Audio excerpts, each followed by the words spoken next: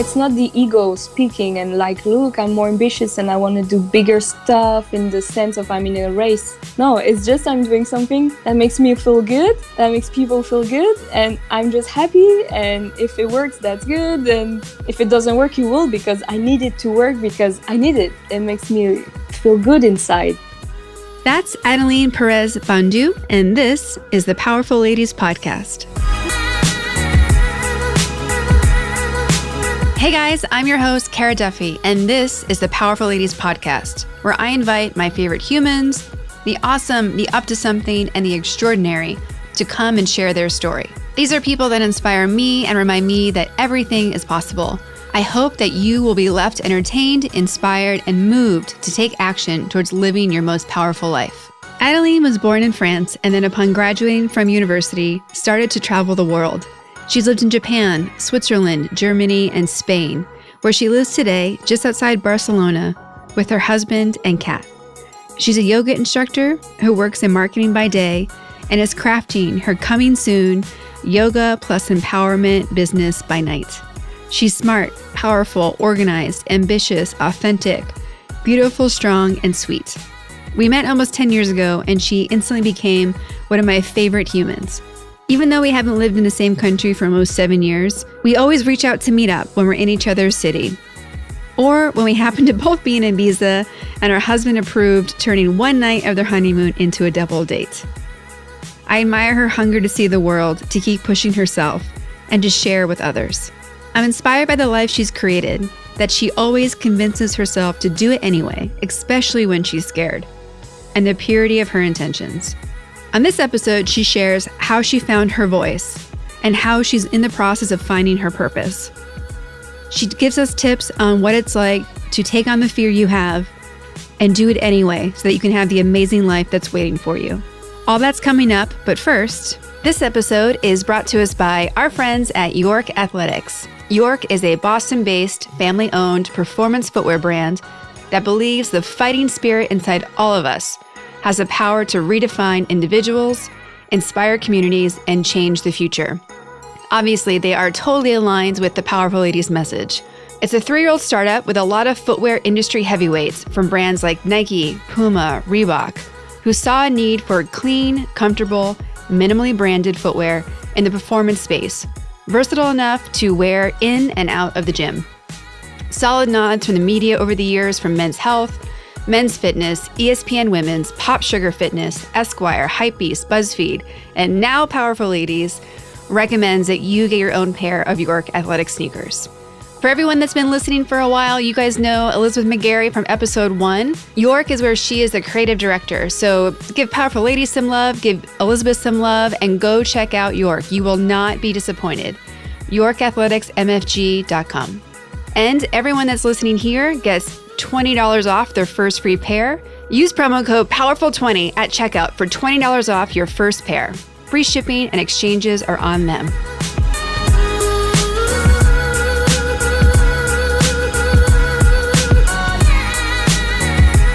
Hi, Adeline. Welcome. I'm so happy that you're here. Hi, Cara. Thanks for having me. Of really course. Good too. Yes. So how about we start by you introducing yourself?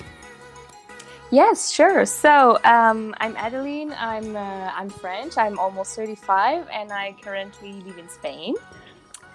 I'm working in marketing in the sport industry, and I'm also recently a yoga teacher. So that's me in a nutshell. And a new cat mom. And a new cat mom, and I'm married as well since 2 years. So super happy, living in the sun, beautiful life, enjoying every moment. Yes, you're definitely one of the Instagrams that I'm so envious of as I'm going through at night, because either you guys are, you live in Barcelona, or just outside, which is probably one of the best cities in the entire world. If you're not enjoying life in Barcelona and at the beach, then you are traveling to some exotic destination around the world. And when I grow up, I want to be Adeline. So maybe in the next life, that will be how lucky I am. That's good, because when I grow up, I want to be Cara. So it's a win-win.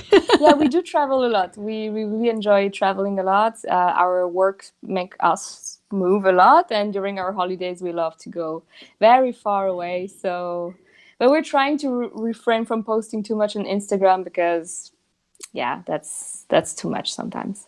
Because we're all just getting jealous. We're losing friends actually. So yeah, because I think the question everyone asks is like, how do we get to have that life? So I look forward to answering that question a little bit during this episode. But let's start with, tell us about your background, where you grew up, where you're from. Kind of give us the rundown from like 0 to 20.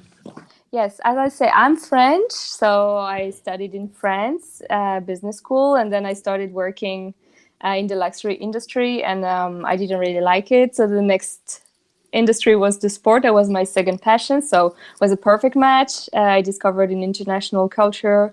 I lived abroad. I started to speak good English, to discover new culture, a lot of travel, great work environment. I met awesome people. I lived in many countries, so I basically almost didn't work in France, which is good because being abroad really like opened completely my mind and my view about values and culture. So that's amazing. And so after 6 years spent in Germany, now I'm since 3 years in Spain, and I had change of job, which gave me more free time to think. So it was amazing. I didn't realize this was really great. And we know each other because I hired you to work on my team at Puma when we were running the kids' footwear department. Yes, exactly. You gave me this chance, so I'm forever grateful, and you know that because starting from there was the beginning of a completely new life where I started to really grow as a woman in a business and started to learn and being empowered. And you were the first female manager to do that to me. So I was not sure if it was real. I was like, is that real? Because in France, it's not really often the culture that we have. So I was super, super happy. And starting from there, I think it just started, and that I started growing. And then I had you, and then I had another female leader that was also amazing. So I just learned so much from you guys. And now I'm trying to share it too with new women in the industry. And it's great. And in my new job, I have more free time to start thinking about what I can do next to my regular job. And that was a big change. So I learned how to use this free time. So it's good. Well, I think that there's a lot of people don't realize that in the sportswear industry, and I think they're starting to learn it more now, that there's so many women making the products that you see mostly men using in performance. So like there's women behind every sport that's out there. I mean, I went from doing kids to motorsports, and we had a very diverse culture, both like what countries people came from and what genders people were. So I feel really lucky that, especially in that Puma microcosm, that it was very diverse from that perspective. I think I was one of 5 Americans in the whole company in the office in Germany. And I feel grateful for that. Like there's a lot, it's very progressive. And even now, like Adidas is doing the like big push for women and kids in sports, like finding freedom through sports. So I'm proud of what that industry's done to be progressive. So when you were like, where did you grow up? I grew up in the south of France. So I'm not from Paris because there are other cities in France than Paris. So I grew up next to the beach and spent a lot of time outside with friends and just running bikes and running around and just enjoying the nature. So that was great. Then maybe that's why now I still don't like big cities because I don't feel comfortable in. So Barcelona is a big city, but there's also a lot of nature around and it's next to the beach. So that's a perfect match for me.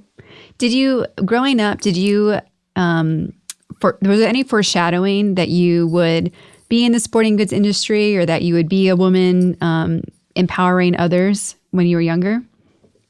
Not really, because I was raised more as be nice, trying to please everyone, just get good grades. I don't know if my parents were telling me to do that, but I felt like I had to. So I grew up trying to please everybody and being nice, smiling, being polite.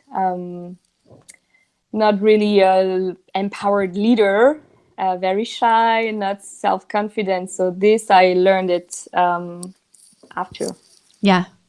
And where did you go to university? Yeah, also in the south of France. And Mm-hmm. as soon as I was 18, I left to do a special preparatory school for getting into business school. And this time I went to the opposite side of France because I was tired of seeing the south and I wanted to see the north.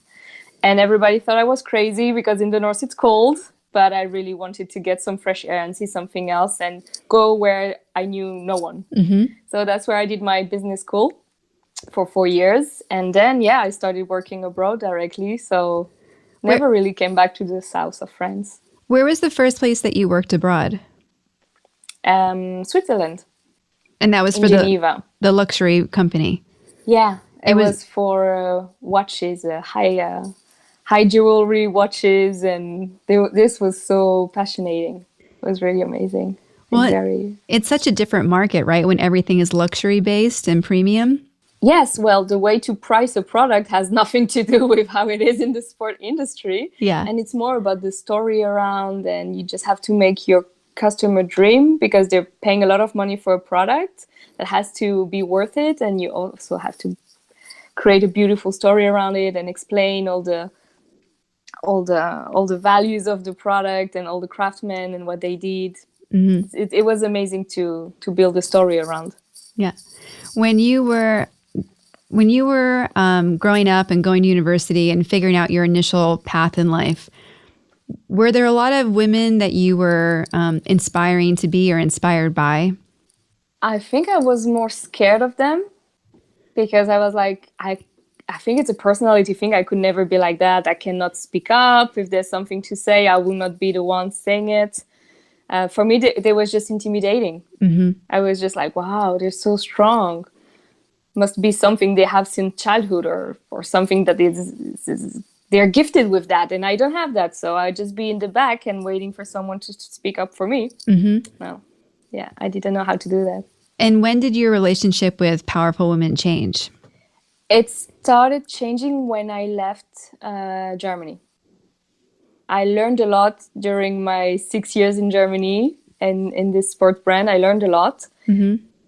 But I just learned. I didn't put in practice. Yeah. I just learned and observed from really strong women what could be done or not. And I was like, wow, they can say that? We can do this? And I was just amazed at them. Mm-hmm. And I was like, wow, they're so strong.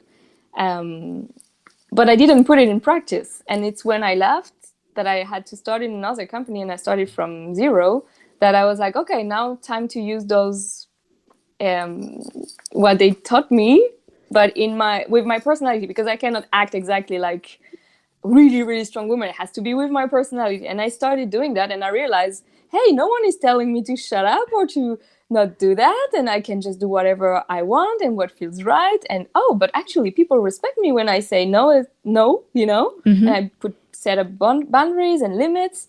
And I thought it was amazing to experience for myself. And then I was just calling my old boss, like, I have to tell you what I did. It worked. And you told me to do that and it works.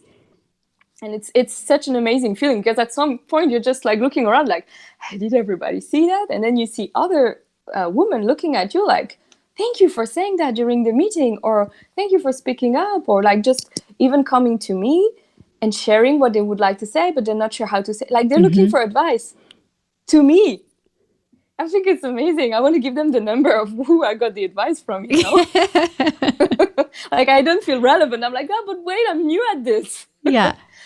It's really a good feeling. And now it's natural that I do it naturally and I cannot go back now. Yeah.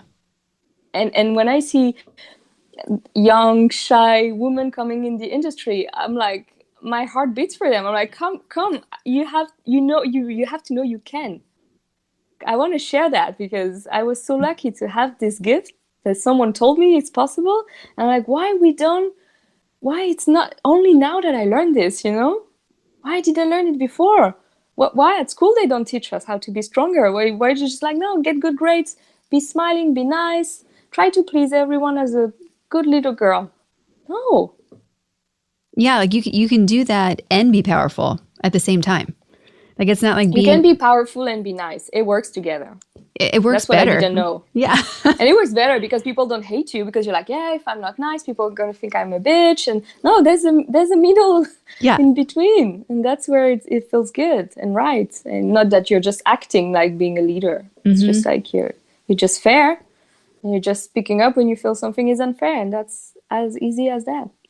Well, I think it's so cool to hear you so passionate now about paying that gift forward, because I know what a pleasure it was for me to be a manager and mentor of yours and to give you the space to just do it. Like, I remember there was a moment when I had decided before the meeting that I was going to let you run it, but I hadn't told you. Because I was like, no, she already knows everything. Like, I'll just have her answer the questions.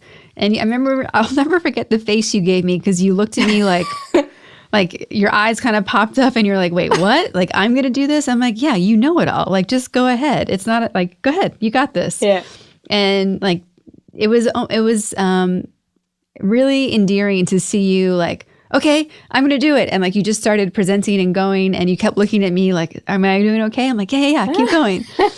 And it's cool to see people discovering their power right before your eyes. And I'm honored that I've been able to give some of that space to you. I know I'm for sure not the only one, but thank you for allowing me the gift of giving that to somebody else. Yeah. Thank you. But it was the first time for me. And I like the female leader I had in France, it was such a different culture environment and a lot of competition, and hierarchy was really strong. And they reminded me that every day I was kind of their slave or below them. And women's solidarity for me was just in books because I never experienced it. And here was the first time, and I was confused because I was like, is it real, or is it a technique to show me later that I'm really below her and she makes me think we're good? But I was confused, and I was like, no, I trust her. I really feel it's right. And it was. I'm like, I was so happy. I think I told you every day how much I love you and how much I was grateful. Because seriously, I was like, it's possible. Women can help each other to rise, There's no competition all the time. And beautiful. It is. And I also want to give credit, my entire time at Puma, I always had a male manager, and they were all amazing in the sense that they didn't care who I was, what I looked like, what was happening. We were all equals. And it was great to see in practice people preparing the next person in line to take over. You can't grow as an individual if you're not preparing the people behind you to be able to fill in behind you. And so I'm really thankful that was the setting there. It was very competitive in the sense that you had to be on top of your game, but it wasn't, it was all merit-based. It wasn't in regards to the politics behind it, especially for the group that we were in.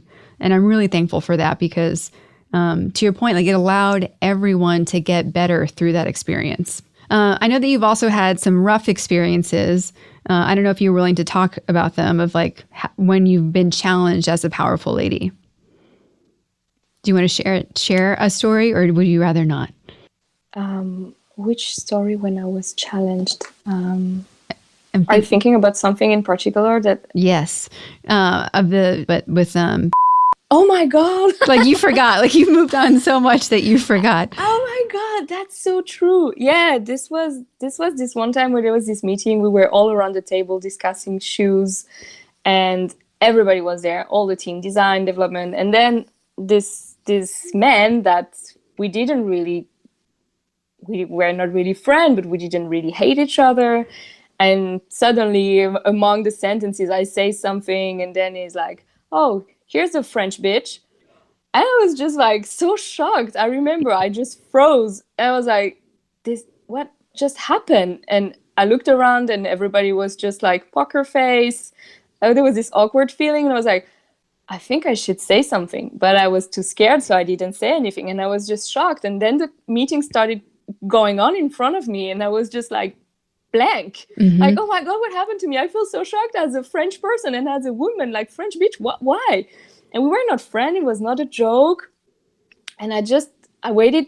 I think I waited till the end of the meeting. And then I don't remember if I talked to my manager or if I went to HR, but I had to do something because I was just so shocked. And then, yeah, it all escalated and everybody was aware. And then he was like, no, I never said that. We were 10 people in the meeting. Of course you said, no, that was a joke. She didn't understood.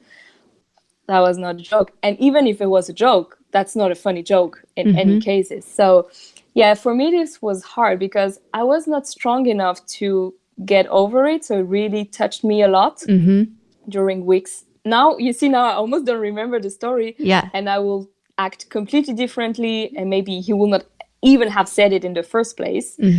But at that time, I was such a baby that it really hurt. It really hurt. Even after he kind of apologized, but it was not. I think that the relationship was damaged, and as a woman, it was really difficult to get an insult like this, and then just everybody acting like normal, and me just being like, "Can someone speak for me?" No, nobody speak up for me. I had to do it for me. I remember you calling me about it because I had moved to California already when that happened. And I remember you sending me a text like, I need to talk to you. And so we set up a call and you told me what happened. And I was horrified. And I had experiences with that person, but nothing like that. It was just more like him being grumpy about things in general, like his disposition. Yeah. It wasn't a direct anything like that. And I just remember like you wanted to make sure you were doing it the right way and that you weren't like pushing too much. Like you were being very considerate of everybody involved when you shared it with me. And I just remember thinking like, no, like if you are this upset about it, it's not okay.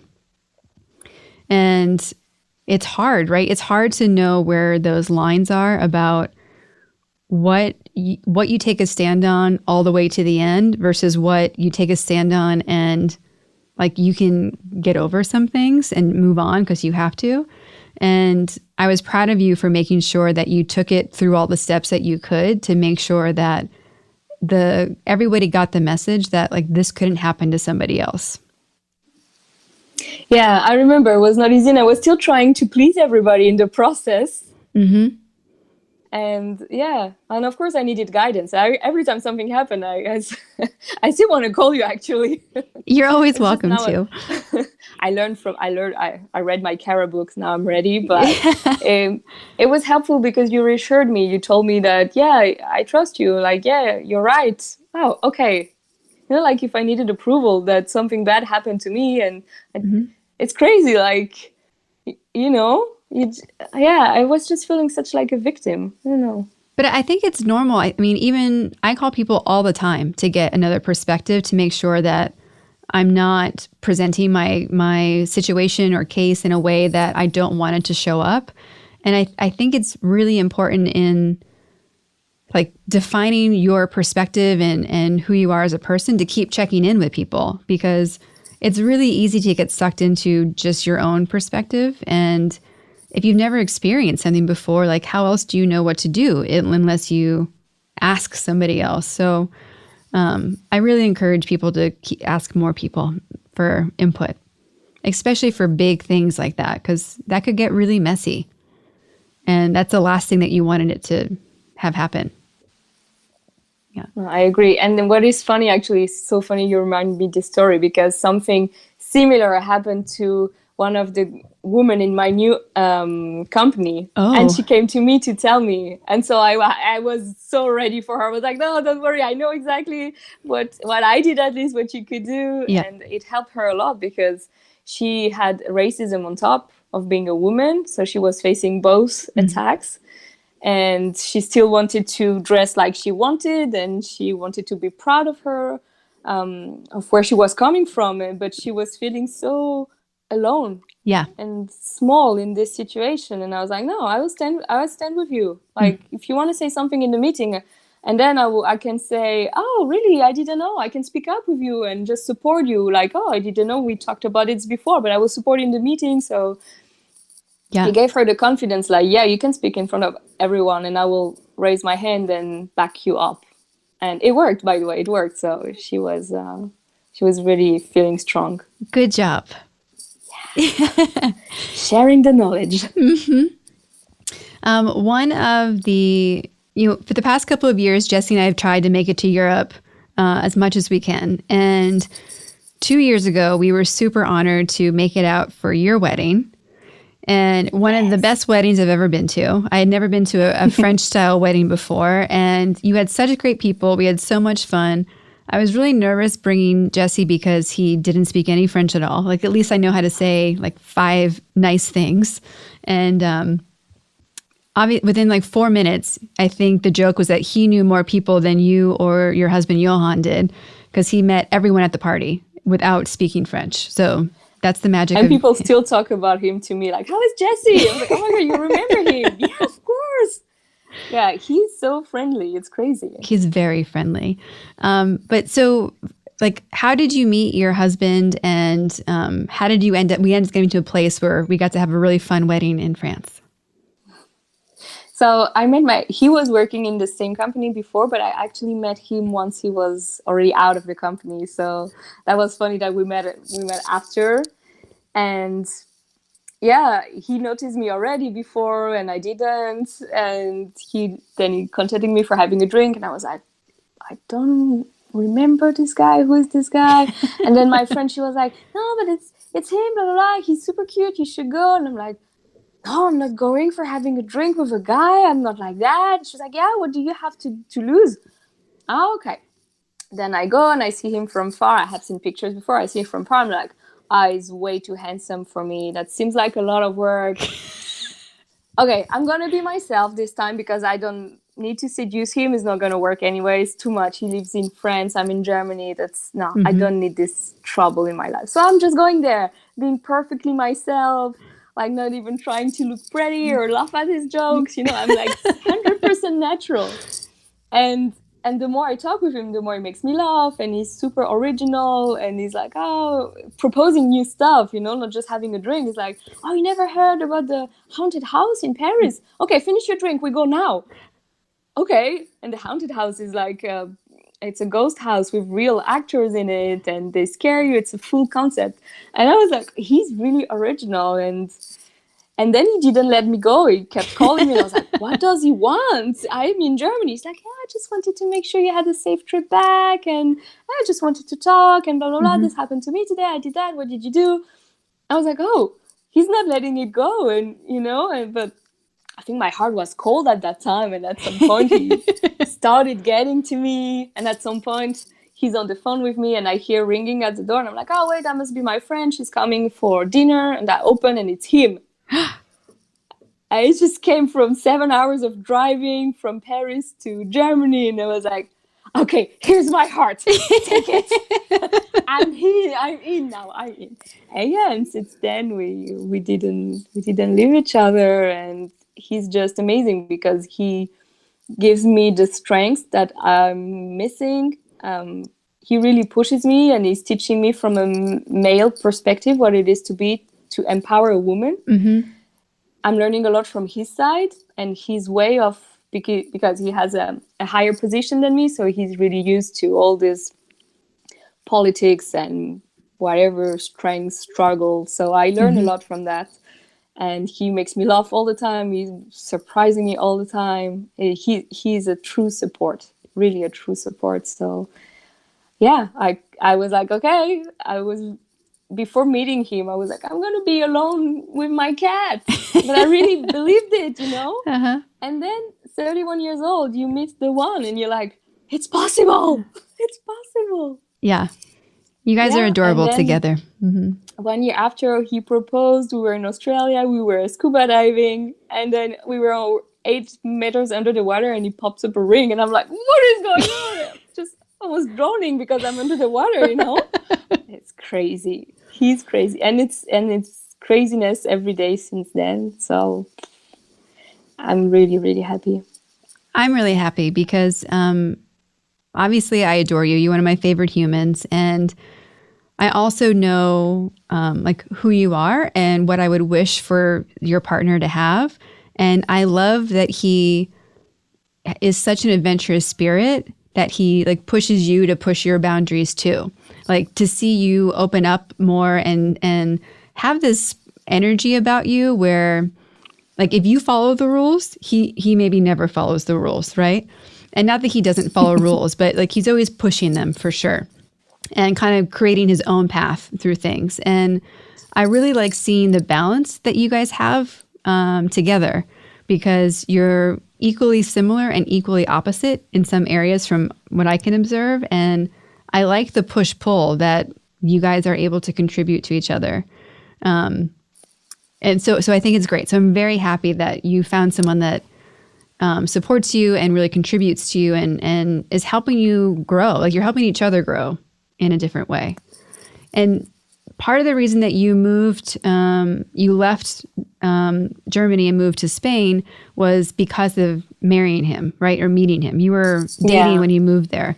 So what was it like to decide to leave, what you were familiar with and take the risk to move to another country essentially for him and have to kind of start over a little bit in where your career was? Yeah, that's a funny thing because usually I'm always putting myself first in my life. I want to go to Switzerland, I go to Switzerland. I want to go to Germany, I go to Germany. I want to go to Japan. I leave everything behind and I left to Japan. And my friends, my family, they know me. They're like, oh my God, she's gone again. Whatever, who was the boyfriend, he's out because that's it, she's gone.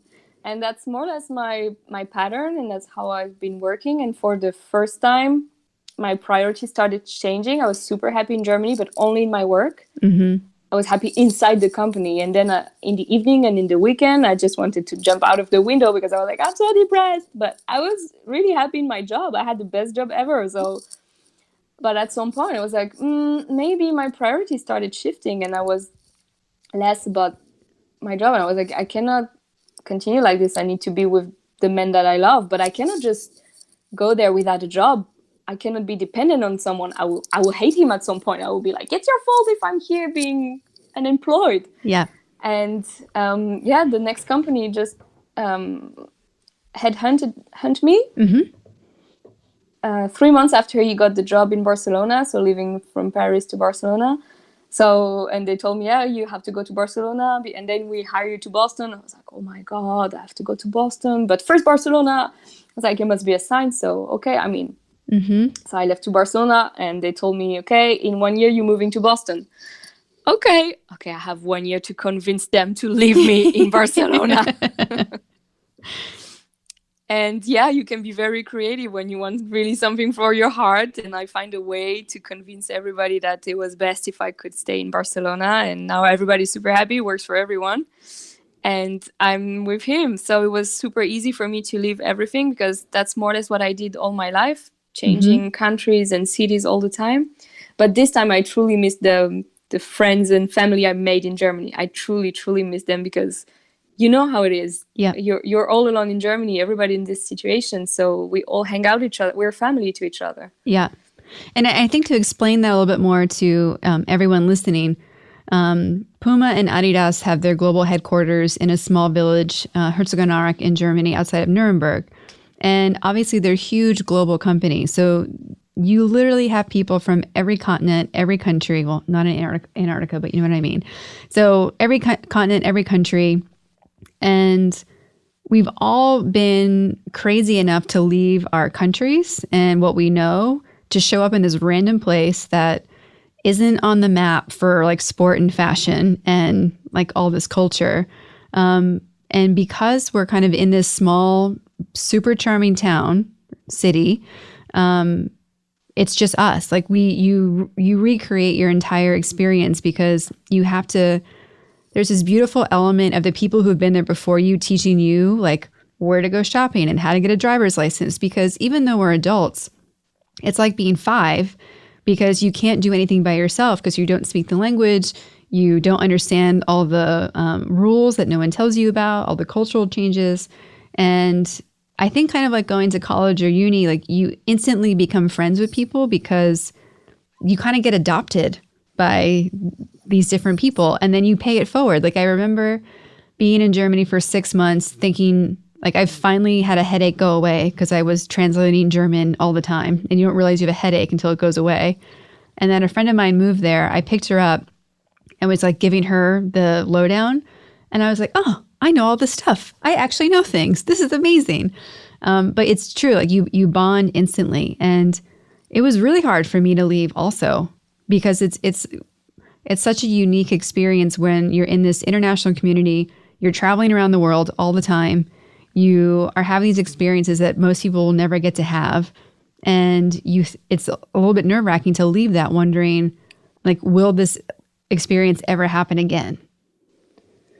It's like a bubble. We're all in the bubble. And we're all like, oh, when are we going out of it? We have to go out of it at some point. Then you go out of it. And in the end, you're like, oh, it wasn't that bad, actually.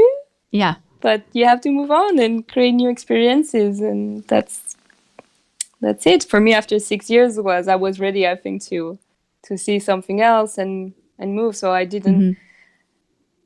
Moving to Barcelona was getting me closer to my family, closer to a city where I would feel better because it was next to the beach and there would be sunlight and that would be amazing. And I needed that. Yep.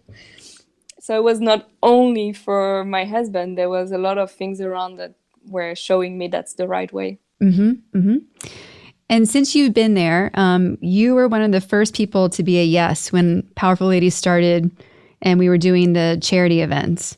And do you want to tell people about why you said yes back then and what was your experience hosting a Powerful Ladies event? Why I said yes, to be honest, was because I like you. And then I was like, charity, not really into it. Like asking money to people, I don't like that. And okay, that's for a fair cause, but I don't really like the process. But then the way you put it was completely different. You were like, yeah, sure, we're raising funds for women, but then you will know which woman you helped and where. And this made a complete difference. So when I organized the event, I linked it to yoga, my passion and everything. But when I explained all the people that were there, that they will know exactly the name and where the woman was living and what she was doing. And thanks to the money, what she could do. I received so many emails after of like, thank you for doing that. Now I understand the sense of charity because it's real. It's so human. Like the connection was so strong. Yeah. It was beautiful. So that's when I decided to maybe review a bit my values on charity because it was a beautiful thing. And I'm so happy I participated. Like after the event, people were coming to me and I had tears in my eyes because connection, love, humanity, all those things that I don't know, we're in business. It's not really our stuff, you know? And here was coming to life and people were happy that they helped and they had fun doing it.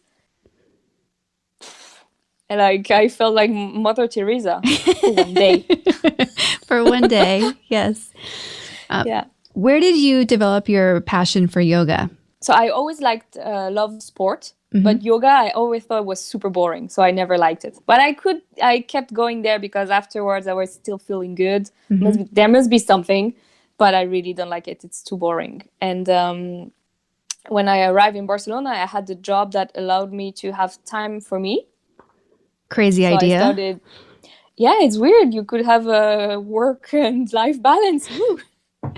And I started getting a bit of introspection, checking what's going on inside.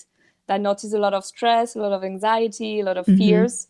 I started reading books, listening to podcasts, and just digging what can I do. And I was like, and it's running in my family since so many generations. And why nobody is doing that? We're just like, oh my God, we're so stressed. Let's take medicine. No. So it started from there, from this stress that is always inside me. And since I'm a child, I cannot even remember not being stressed. So it started from that. I was like, I need to learn. Now I have time. I need to learn all the tools to not be stressed. Like I thought it was a miracle, something I could learn to never be stressed again. There's not, but you can strongly reduce it. And every time yoga, meditation, all this thing was coming around that. And I was like, maybe I do a yoga retreat and I see And at this time I met a strong woman from Lululemon. She was coming from there, and she was also amazing. I learned so much from her too. And she told me, yoga, some poses can release emotions. You can cry. And I was like, and she was like, okay, you didn't met the right yoga teacher. Okay. And then we started talking yoga. And I was like, maybe I do yoga retreat. I want to meet one of those teachers that makes you cry because you open your heart or whatever. I want to see that. This is so weird. And after looking, I was like, oh, retreat is still 2 to 3 weeks holidays I need to take. It's a lot of money. Maybe I get something more. Maybe I get a diploma. Maybe I do yoga teacher diploma. And everybody around me was laughing because I'm as flexible as a wall. It's like there's no flexibility in my body. And everybody was laughing like, oh, you're so stressed and you're not flexible and you want to be yoga teacher. So it gave me even more motivation to do it. And that's more or less how I ended up there. But I didn't want to do it for teaching. I just wanted to do it for knowing myself better and seeing how I would react 2 weeks with nobody I knew somewhere I don't know, and just learning about yoga. And it was an amazing experience. I met, I was afraid to meet weird people, maybe like smoking and being weird, but that was not at all the spirit. And when I went there, I understood what yoga was about. And that's why I thought it was boring before, just because I didn't understand all the richness and everything it has to learn from. It was amazing. So I learned a lot from that. I learned all the tools. And coming back, I was just stressed again to teach because I was feeling not relevant, but yeah, wow, who am I to teach? Lack of self-confidence again. And that's when my colleagues were super helpful. They were like, yeah, but you still learned a lot of stuff and we want to know, can we just try it together? Okay. The first classes, I was so nervous. I think I didn't sleep the 2 nights before. And I read all my books again. And I think I read somewhere like you learn by studying and you master by teaching. And that's really because people ask you a question and you don't want them to get injured. So you really have to prepare and to know better and to anticipate the question they will have. And as I thought yoga was boring, I had the answer also to show them how it could not be boring. And it was amazing. And since then, I didn't stop teaching. Now I'm teaching every week. Very cool. And it's my sunshine. I need this now. What style of yoga do you teach? I teach Hatha yoga and Vinyasa. So Hatha is a posture you hold for a couple of seconds, and Vinyasa is more flow. But as I teach to very sporty people, CrossFitter, and I put a lot of power in my classes because they need to have their amount of sweat. Otherwise, it's not enough. Yeah. And once you understand what yoga is, you do sweat because it's very challenging.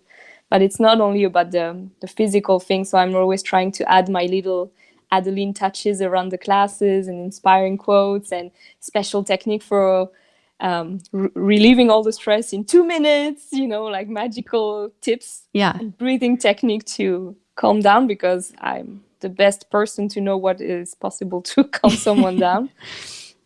So I'm using this stress that is my problem since forever to help other people and help me at the same time.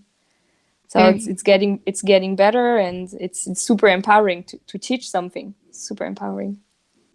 And I think it's interesting to me that you've struggled throughout different parts of your life with your self-confidence and knowing how powerful you really were. And yet you never thought twice about, to your point earlier, of jumping out of a plane and going to Japan. So why don't you tell people how you decided to go to Japan and what you did there and what you got out of it? Yeah, Japan was the first time I really left so far, and I also left by myself without knowing anyone, with 2 years of Japanese lessons in my head, which was not enough.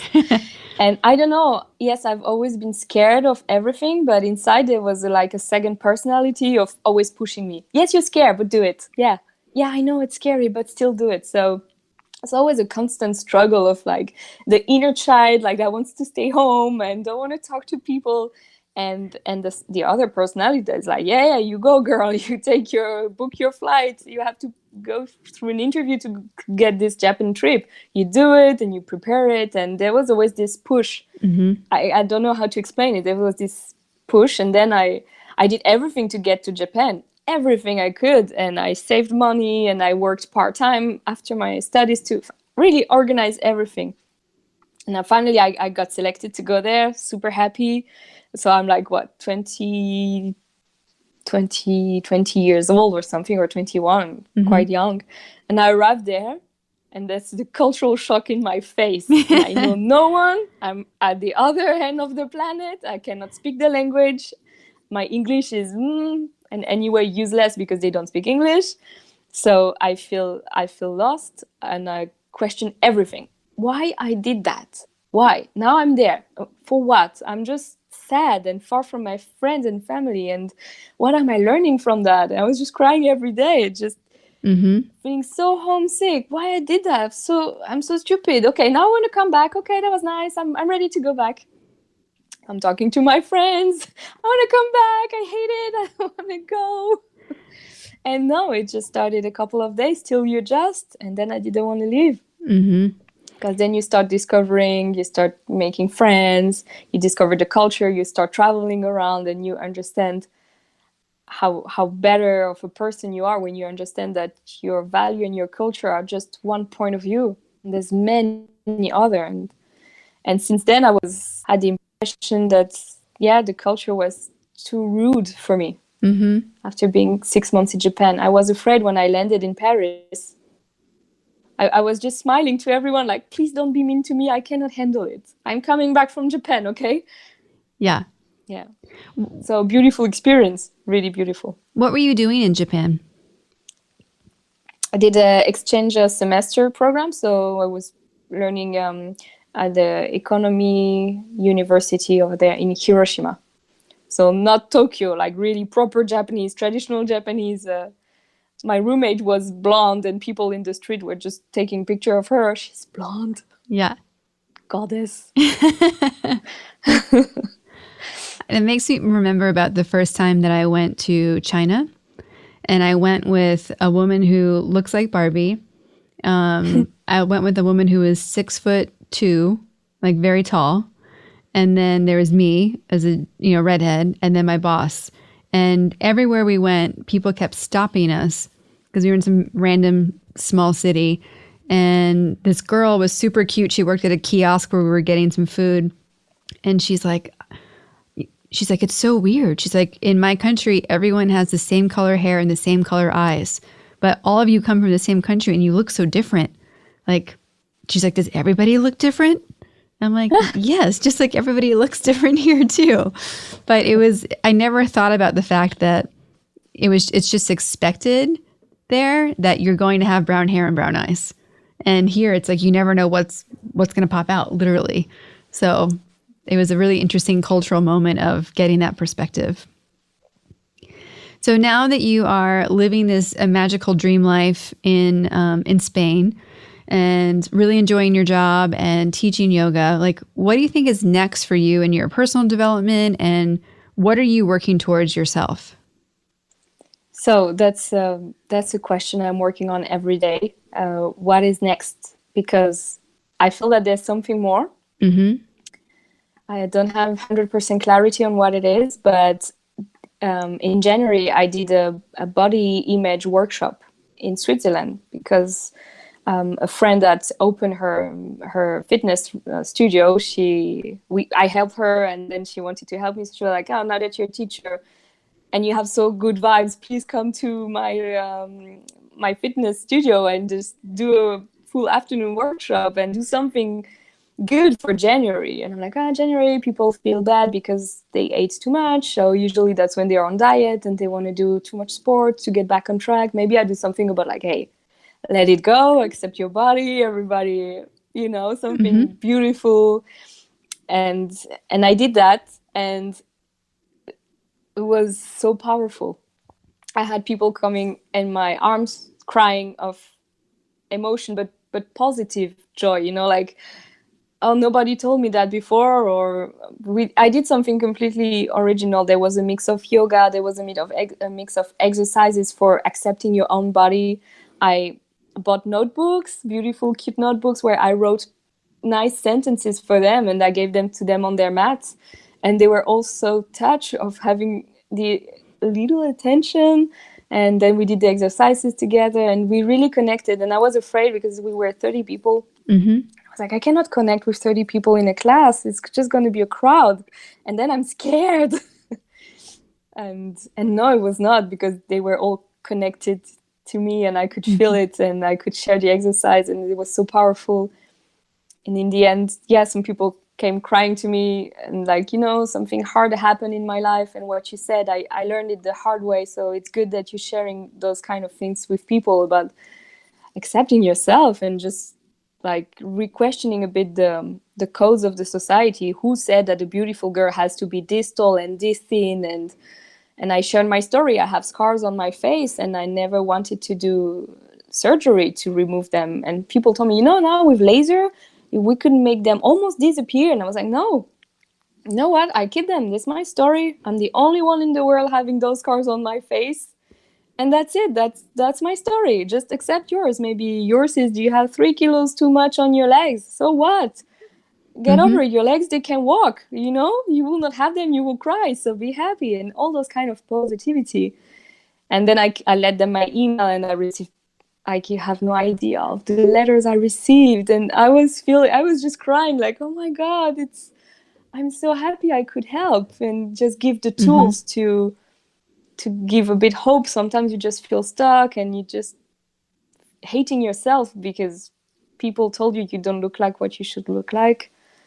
And actually it's just love yourself. A bit more of self-love is very difficult to get because we're not used to it. But because of the exercises that I learned and I could share, there's a bit of the light at the end of the tunnel, so it's good. Well, I think it's so amazing that you created this program from nothing, right? Like your friend called you and you're like, okay, now I got to put something together. And yes, you relied on a lot of the work that you had done before and your yoga training and your personal story. But so many people who a friend would call and ask them to do something like that would immediately think like, I can't do that. I'm not qualified, or I don't even know where to start. That's what I thought as well. Yeah. I thought the same. But remember, there's always the inner voice pushing. Like, yeah, you're not ready, but say yes, you'll find a way. I was like, oh, yeah, sure. When? And she was like, in January. Oh, in 1 month? Yeah. Yes, I'll be so happy. Okay, sure. No problem. And then during 1 month, I worked on it all the time. But I didn't feel like I was working. I just enjoyed it so much. And that's when I realized, okay, I enjoyed doing this so much. I bought books and everything around to be 100% ready. And I just enjoyed it. And then I did it and I was so nervous, but I felt so good afterwards. And that's when I realized, okay, those kind of workshop, when you spend time with people, could be something. Maybe I do it around the world. Maybe I create something. And now I'm working on this, and I'm going to have a meeting with a life coach next week to talk about this and see what I can do, because the advantage I have now is I have a job. Yeah. So I'm not in a money scarcity situation. So I can dream about a business project. I have time for that. Yeah. So it's a good thing. And I want to take advantage of the situation of being in a good place to think clearly about what could be next and how I can not make a lot of money, but how I can live a normal life with a regular salary out of this that gave me so much joy, Well, I'm working on that. It's not clear yet. But. No, I love it. And I would be more than happy to support you in any way. And if we can do a showcase through Powerful Ladies to get that message out to more people, I would be honored. So we'll talk more about that for sure. Thank you. Yeah. Yes, because now I feel stuck again. I'm like, how do I go there? Me, entrepreneur? No, cannot be. So I'm back again to the old pattern. Like, no, I cannot do it. So now I need a life coach that is going to tell me I more or less know already somewhere in my head, but it's going to approve it, It's going to give me the kick. So I kind of need help. But like you said, it's normal. So I'm fine. Well, people go through life and you go through one phase and you hit a ceiling. And that's when all your doubts and fears and the panic sets in again. And then once you break through, you float all the way up to the next layer, and the same thing happens again. So your story is a great example of how each phase as you go through, like you have that scary moment and then you break through and it's like, oh yeah, this is great. I love it. And then because you continue to expand and share and, learn yourself, like you just keep hitting a bigger and bigger, ceiling to break through. So I'm super proud of you and think it's a really inspiring story of like it's never complete. It just keeps growing. It keeps growing. Yeah, that's right. And it feels good. And it feels real. It's not the ego speaking and like, look, I'm more ambitious and I want to do bigger stuff in the sense of I'm in a race. No, it's just I'm doing something that makes me feel good, that makes people feel good, and I'm just happy. And if it works, that's good. And if it doesn't work, it will, because I need it to work, because I need it. It makes me feel good inside. It's not an ego race, and that's what I love in it. That's what I love about what I'm doing right now with Powerful Ladies also. Like the level of peace and everything else that's coming with it, and the fact that I get to have amazing conversations with people, not just while recording a podcast episode, but I had 2 days ago, a guy called me about business insurance that I had signed up for somewhere. And we're talking and he's like, oh yeah, like I have 2 businesses. And I ask him what, and it happens to be he has like a fitness studio and then he does some personal coaching. And I'm like, oh, like I'm also a coach. And we start talking about that. And he's like, well, what's your business? And I tell him about Powerful Ladies. He's like, oh, I have 3 daughters. I want to be involved. Tell me more. And this guy called me about insurance. It could have been a super dry, boring conversation, but we like got to share and contribute to each other in such a way that, and I was having one of those days where I started worrying about all the other things, like the financial part and what am I doing and who do I think I am to take this on? And I had the conversation with him and I went, nope, thank you. Thank you, universe. That's what I needed. Like, because it really put it all back into perspective that just by sharing for 15 minutes on the phone while getting insurance figured out, like it made an impact. And he was going that night to go speak to high school students. And he's like, I can't wait to tell them about this. And I'm like, yes. So it was just cool to like be able to make this impact that keeps going on, right? Yeah, it's a good feeling. And I'm happy you're doing a podcast because I'm so in love with podcasts.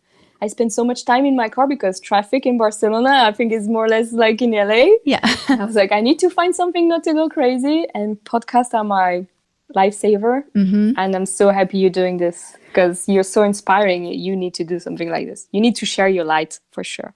Thank you. You too. Yes. So speaking of podcasts, what are some that you love that you think other powerful ladies should check out?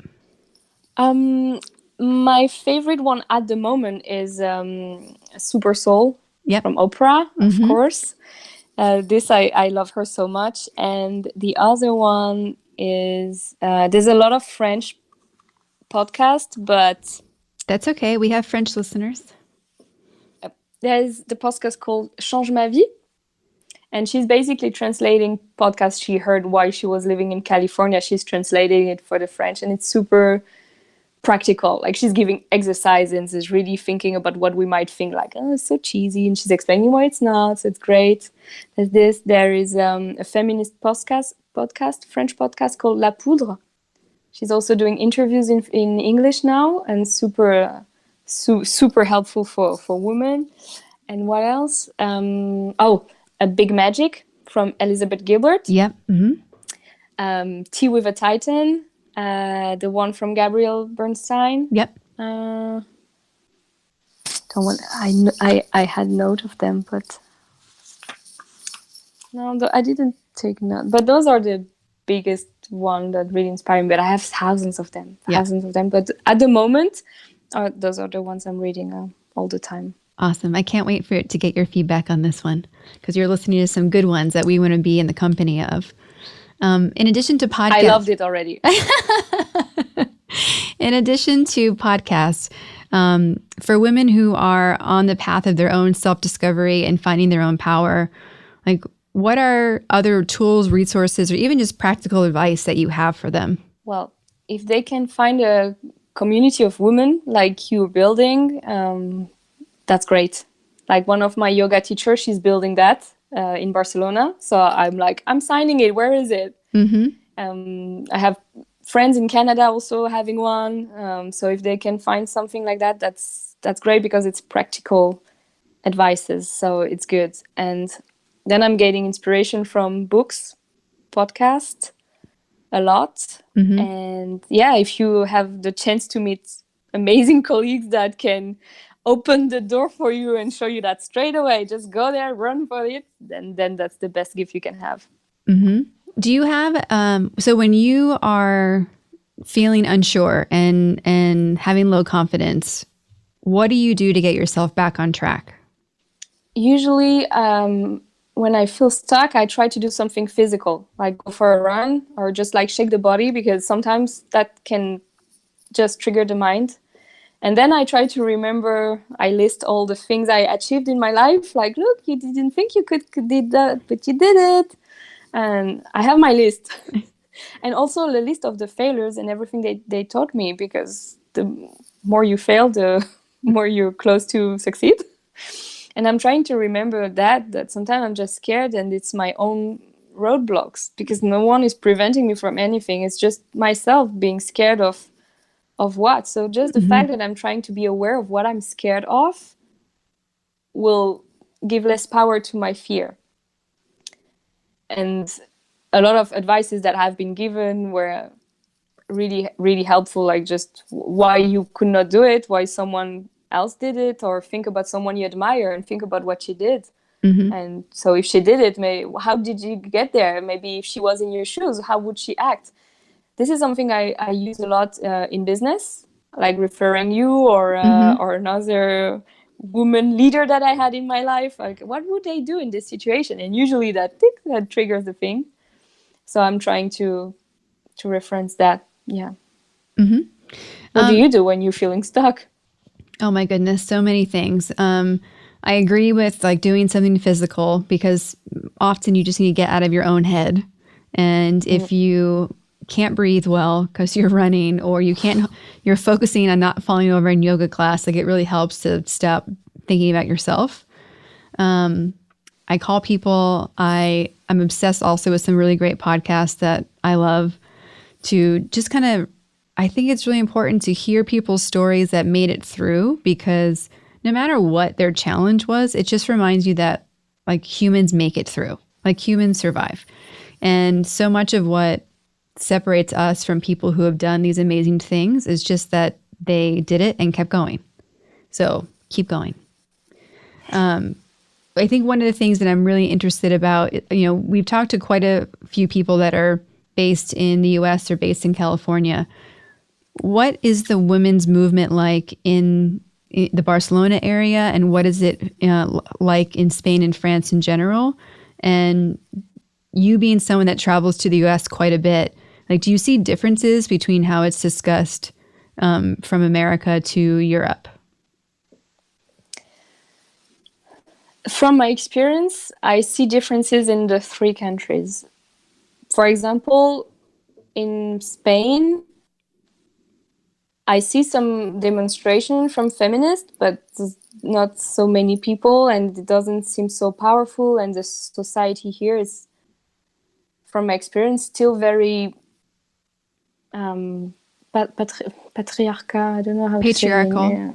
Yeah, still very like that. For example, we moved in this little town next to Barcelona, and when we moved in, all the people I met, like whether it's the landlord or the person of the agency or the person coming to clean the garden, they all assumed I was a housewife. And I was like, okay, can we do it quickly? I have to go to work. They're like, you're working? Yes, I'm just dealing with the paper because my husband is working too, but I have to go to work. Oh, okay. And they were all so surprised, and was like, I was feeling offense, like, hey, which century is that? You know? But that's the experience of this small city next to Barcelona. So I don't want to speak for the full country, but that's my experience. So I was a bit, didn't experience that. And in France, I'm listening to so many feminist podcasts and following the movement of, we have our hashtag #MeToo in France, a similar one. And I'm following so much the news that I have the impression that it's changing. That, you know, people are awake. My husband's like, oh, really? Girls are being harassed in the street, but you're never harassed when you're with me. Oh, really? You want to let me walk by myself and you watch behind and you see what happened? And he's like, nah, come on. I'm like, sorry, it's a daily life for women, especially in France, to be annoyed in the street. Sorry, it's like that. I'm so pissed of that. And now people are starting to realize now in 2019 that it's a problem we have. And for us, we're living with that since forever. Yeah. And now male are like, oh my God, but it's horrible. And are we all dominant? And you must be scared of us at night. And like, yeah, hi, like they're waking up. Yeah. But it's good because now there is more awareness around, and they're going to, if they're being caught on the fact, they're going to get fined for insulting women in the street. So let's see where it goes. I think that's a really big thing, right? Like France has that. Is it in Paris or all of France has that fine? No, all of France. So I don't know if it's being done, because usually when you're being annoyed, usually there's no one around. There's just this guy. Yeah. And you're like, okay, what do I do? Do I change the sidewalk? Do I run? Do I scream? You never know where it goes. So it's a real problem that we have. And in the US, I never been annoyed, but I'm trying to speak with the other ladies at the office, and I don't know if this is the people I'm talking to, but they don't have the same feeling about it. So yeah, I think like my experience when I've gone to, especially Paris, it's always been extreme. Whereas like Boston, France is extreme on that. Boston, where Germany is not. And never. And in all the U.S. cities, Boston, where your other office is I've also not had so much of it. Like it's been rare from my personal experience. Yeah. But I've always had experiences in Paris that I was like, really? Like, are we still doing this? Like, it's always shocked me. And I've also had experiences, especially at night, walking back from like dinner to the hotel, that I always feel like I have to be on guard in that city, where I don't feel like walking around Barcelona, I wouldn't feel that way. But it's Same. not. So I'm glad that they're doing something about it for sure. Yeah. I hope this helped, but I mean, this is also with education. It has to start very early, and guys start to understand. Now they're complaining like, but how do we seduce women? How do we meet women if we're not allowed to talk to you anymore? Like, come on, you see when you're annoying someone and you're being rude, you see the difference between a smile, and if she doesn't smile and she goes away, you don't insist. I don't know. It's a bit of of intuition here, and so I don't know. But really, France is extreme on that. So I hope we can make things change. Mm-hmm. What are the challenges that you face on a regular basis in, like either being a woman, kind of like the experiences with the apartment, but are there other things that you deal with regularly, or do you feel like you're treated pretty equally on your day to day? That's what people say, that we are equal, and they say it, but in action, you have to fight for hoping to be equal. So there's a lot of fight that at work also, where we claiming that we're equality company and we have a lot of women being directors and blah, blah, blah. But then everyday life, I have to show my teeth to be respected. If I'm just the nice version of Adeline. So once in a while, when it's worth it, I show my teeth, and then I get respect. So I have to do it. Yeah. And sometimes depending on the people, sometimes there's a lot of jokes like, oh, how are you dressed today? You know, and you just want to be a bit fashion. You play with fashion. There's always a lot of, I don't know if they want to be funny or if they want to just say something about what you're wearing. So I always have my comebacks ready, and usually they will shut up, and that's a good thing. So I play with humor, or I show my teeth. But I stop just being ignorant or just ignoring them or smiling. I stop that. I don't do that anymore. I reply either nice or not nice, but I don't let it go anymore. Perfect. Right. Yes. Well, as we're wrapping things up, a few things that we ask everyone is we ask where you are on the Powerful Ladies scale. So if 0 is regular human and 10 is powerful lady, where do you feel on an average day and where do you feel you're at today? On 0 to 10? Yeah. Where are you? Yeah. 20? Where are you? I don't know, the powerful ladies. I don't know where I am. I'm not at 0 anymore, which is good. People ask me for advice sometimes. Maybe I'm around the 5 or 6, getting there. I think it could be better, could be stronger, but I don't know. Today I feel really good because I'm doing the podcast, even though I was scared. I was like, but is it interesting enough what I have to say? How long is it? Maybe it's gonna be 10 minutes only. I don't know. So today I feel like a 12, so it's good. Awesome. What are some last bits of advice or encouragement you have for women out there? There's a lot of listen to your intuition. Listen to this voice inside, not the one telling you you're shit and you cannot do anything. That's your ego. Yeah. But the one telling you there's something you have to do. Listen to it and trust the process. I go step by step. Like if 10 years ago you would have told me some of the things I've done, I would just not believe it, be super scared and not understand it. And now I understand and I enjoy every pass of the way, and I can't wait to see what's coming, because I'm like, oh, it's hard, but then I like it, and then I'm getting better. So what's coming next? And now I know I have this little business idea that starts to grow, and I'm like excited of what it might come or not. And I'm like, yes, it's gonna come. I'm so scared. When is it gonna come? In 1 year, in 5 years, in 10 years? I don't know. But yeah, trust the process. And I notice a lot I'm just worrying too much for things that I should not, and I'm trying to calm this down. So yeah, trusting the process is something I would say. And one of the advices that I learned was it's okay to say no. And it's okay to ask why. And what was the other one? And do not make assumption. That's something really strong. Like and this is something I used recently at work. Someone said something to me in a meeting and it was kind of not clear. And instead of just not saying anything and worrying about it for days and days, I just asked in front of everyone, like, what do you mean by that? Sorry, maybe I don't understand. What do you mean exactly? And then the guy was like, of course he said something mean, you know? And he was like, no, but just saying. I'm not just saying what? Can you precise, be more clear? So I'm sure I heard your message. And there was no message. It was just being mean. So like, that's a good advice I've been given. So that's the advice I would also share. Yeah. Thank you. Thank you so much for being a yes in my life. Thank you so much for our friendship. I can't wait for us to meet somewhere in the world again and have a great time.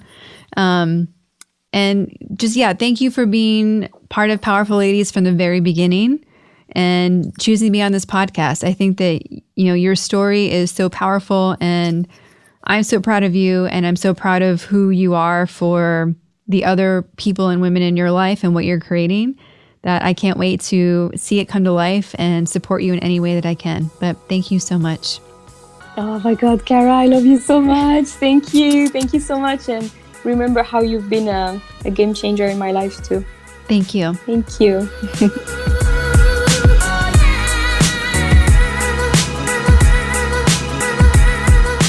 Don't you just love Adeline? And doesn't wisdom sound so much cooler with a French accent? I think so. A lot of people think being powerful means you've made it, you've figured it out, you've achieved everything you imagined and more. But the truth is, being powerful just means that you're taking your life on and that you are in charge of where it goes next.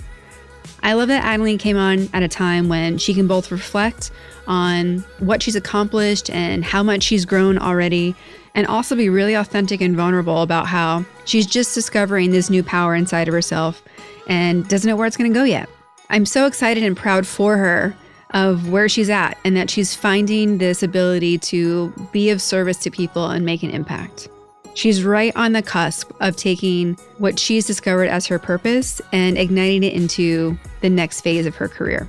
You can feel her excitement about creating connection in her workshops and giving people hope and practices they can use to make their life better. Putting yourself in a position of being of service to others changes the whole game. The game for you, the game for the world, and that's where you actually get to make a difference. I'm so excited to see where she takes this, and I can't wait to be part of one of her workshops. You can support and connect with Adeline by following her on Instagram at Adeline, Adelyyne, and on Facebook, Adeline Bondu de Perez. You can email her, yogabyAdeline@gmail.com, where you can tell her what was your favorite part of this episode, learn how you can take one of her yoga classes, or how to join her next workshop. If you'd like to support the work that we're doing here at Powerful Ladies, there's a couple of ways you can do that. Subscribe to the podcast on Apple Podcasts, Stitcher, Google Play, or anywhere you listen to podcasts. Leave a review on any of these platforms. Share the show with all the powerful ladies and gentlemen in your life. Join our Patreon account. Check out the website, thepowerfulladies.com, to hear more inspiring stories, get practical tools to be your most powerful, get 15% off your first order in the Powerful Ladies shop, or donate to the Powerful Ladies One Day of Giving campaign. And of course, follow us on Instagram at Powerful Ladies. For show notes and to get the links to the books, podcasts, and people we talk about, go to thepowerfulladies.com. I'd like to thank our producer, composer, and audio engineer, Jordan Duffy. She's one of the first female audio engineers in the podcasting world, if not the first, and she also happens to be the best. We're very lucky to have her. She's a powerful lady in her own right. In addition to taking over the podcasting world, she's a singer-songwriter working on her next album, and she's one of my sisters. So it's amazing to be creating this with her, and I'm so thankful that she finds time in her crazy busy schedule to make this happen. It's a testament to her belief in what we're creating through Powerful Ladies, and I'm honored that she shares my vision. Thank you all so much for listening. We'll be back next week with a brand new episode. I can't wait for you to hear it. Until then, I hope you're taking on being powerful in your life. Go be awesome and up to something you love.